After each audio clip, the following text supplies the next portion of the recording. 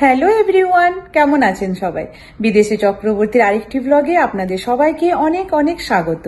তো আজকে বাচ্চাদেরকে জিজ্ঞেস করলাম কালকে টিফিনে তোরা কি নিয়ে যাবি। তো দুজনেই বলে উঠলো যে হোয়াইট সস পাস্তা। তো বললাম যে চলো তাহলে হোয়াইট সস পাস্তাটা তাহলে বানিয়ে রেখে দিই, কারণ ওই ভোরবেলা উঠে অত তাড়াতাড়ি পাস্তা বানানো সম্ভব না।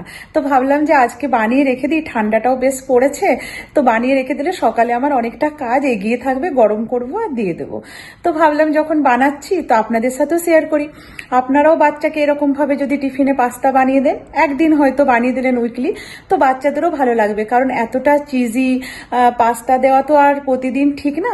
তো তাই উইকলি একদিন রাখতেই পারেন আপনারা টিফিনে। তো তাই ভাবলাম আপনাদের সাথেও শেয়ার করি যে আমি কিভাবে পাস্তাটা বানাই, হোয়াইট সস পাস্তা। আর টিপস অ্যান্ড ট্রিক্সের সাথে আপনাদেরকে বলবো, ছোট ছোট কিছু টিপস দেবো যেটাতে হোয়াইট সসটা আপনার ডেলা পাকিয়ে যাবে না, যাতে হোয়াইট সসটা একদম স্মুথ কিভাবে হয় সেটাই আপনাদের সাথে শেয়ার করব। চলুন তাহলে কিছুক্ষণ কাটিয়ে নিন আমার সাথে আমার রান্নাঘরে। তো আমি রান্নাঘরে এসেই জল গরম হতে দিয়ে দিয়েছি। জলটা বেশ একটু গরম হয়ে গেলেই পাস্তাগুলো ওর মধ্যে দিয়ে দেবো।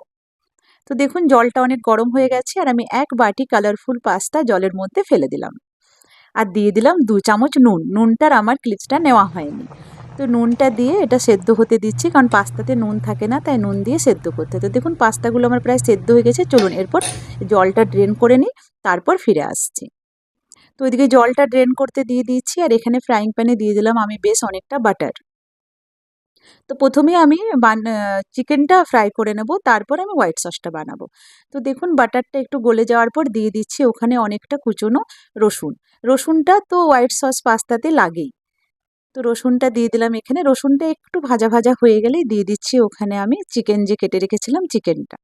আমি ব্রেস্ট পিস চিকেনের থেকে ছোট ছোট করে টুকরো করে কেটে রেখেছিলাম। তো দেখুন চিকেনটাকে একটু বেশ নাড়াচাড়া করে নিলাম। আর এর মধ্যে কিন্তু বেশি মশলা লাগে না। তো একটু দিয়ে দিচ্ছি লেবুর রস, আর স্বাদ মতো নুন, একটু গোলমরিচের গুঁড়ো। এই যে গোলমরিচের গুঁড়ো দিয়ে বেশ একটু নাড়াচাড়া করে নেব ভালো করে। আর এটা কিন্তু খুব সহজেই হয়ে যায়, আর বাচ্চাদের তো খুবই প্রিয় হোয়াইট সস চিজি পাস্তা, যদি ওরা পায় তো আর কিছু চায় না। তো দেখুন আমি বেশ একটু নাড়াচাড়া করে নিচ্ছি। এরপর এটাকে আমি একটা চাপা দিয়ে এটাকে সেদ্ধ হতে দেব। তো কিছুক্ষণ পরে আবার চলে এলাম রান্নাঘরে, চাপাটা খুলে দেখলাম যে চিকেনটাও ভাজা ভাজা হয়ে গেছে আর চিকেনটা সেদ্ধও হয়ে গেছে। তো চলুন তাহলে চিকেনটাকে আমি একটা অন্য পাত্রে ঢেলে রাখি। আর চিকেনটাকে অন্য পাত্রে ঢেলে আমি ওই ফ্রাইং প্যানটাই আবার চাপিয়ে দিলাম হোয়াইট সস বানাবার জন্য। তো আবার দিয়ে দিলাম কিছুটা বাটার। আর বাটারটা একটু গলে গেলেই এর মধ্যে আমি দিয়ে দিচ্ছি 2 চামচ ময়দা। আর এখানে হচ্ছে যে আপনি যতটা ময়দা দেবেন আপনাকে পরিমাণ মতো ততটাই বাটার দিতে হবে, তাহলে এটা ময়দাটা লেগে যাবে না, ডেলা পাকিয়ে যাবে না। তো দেখুন বাটারটার সাথে আমি ময়দাটাকে বেশ ভালো করে মিক্স করে নিচ্ছি। মিক্স করে একদম কম আঁচে এটাকে ভাজতে হবে। এই টিপসগুলো যদি আপনারা ফলো করেন দেখবেন আপনাদেরও কিন্তু হোয়াইট সসে ডেলা পাকিয়ে যাচ্ছে না। তো দেখুন আমি বেশ ভালো করে ভেজে নিচ্ছি। আর ভাজা হয়ে গেলে একটা স্মেল আসে, ওটা হলেই বুঝবেন যে ভাজা হয়ে গেছে। তারপর কিন্তু একটু একটু দুধ দিয়ে ওই ময়দাটাকে দুধের সাথে মেশাতে হবে, নাহলে একসাথে যদি আমি সব দুধটা দিয়ে দিই তাহলে কিন্তু একদম ডেলা পাকিয়ে যাবে। দেখুন না একটু করে করে দুধ দিচ্ছি, তাতেও কিন্তু ডেলা পাকিয়ে যাচ্ছে। তো তাই খুব ভালো করে এটাকে নাড়াতে হবে। তো যেহেতু খুন্তি দিয়ে হচ্ছে না, আমি ছোট একটা হাতা নিয়ে নিচ্ছি। হাতাটা দিয়ে করলে এই ডালা যে পাকিয়েছে এটা কিন্তু খুব তাড়াতাড়ি স্মুথ হয়ে যাবে। তো দেখুন এরকম করে একটা হাতা নিয়ে ওটাকে বেশ ভালো করে চিপে চিপে ডালাগুলোকে একটু প্রেস করে করে ওটাকে ঘোরাতে হবে বারবার। আর এই টিপসগুলো যদি ফলো করেন আপনারা দেখবেন আপনাদেরও কিন্তু হোয়াইট সসটা খুবই স্মুথ হচ্ছে। তো দেখুন হোয়াইট সসটা খুবই স্মুথ হয়ে গেছে। আবার আমি একটু দুধ দিয়ে দিচ্ছি, দুধ দিয়ে আবার মিলিয়ে নেব। আর এখন কিন্তু একটাও ডেলা আর নেই।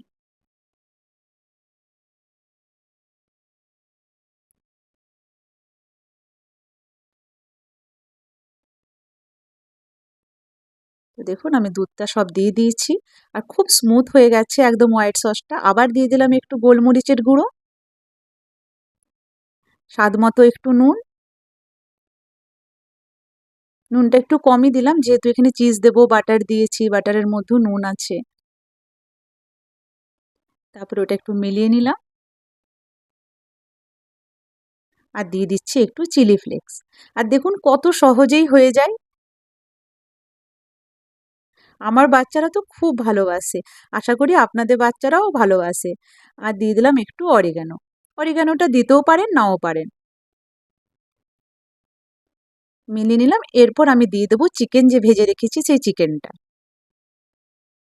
তো এই যে ভাজা চিকেনটা দিয়ে একটু সসটার সাথে প্রথমে মিলিয়ে নিই।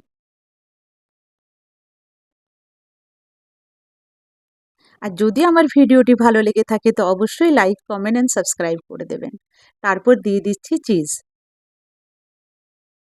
এটা আমি স্লাইস চিজ দুটো দিচ্ছি আর একটু এমনি চিজও দেব, যেহেতু এটা চিজি পাস্তা।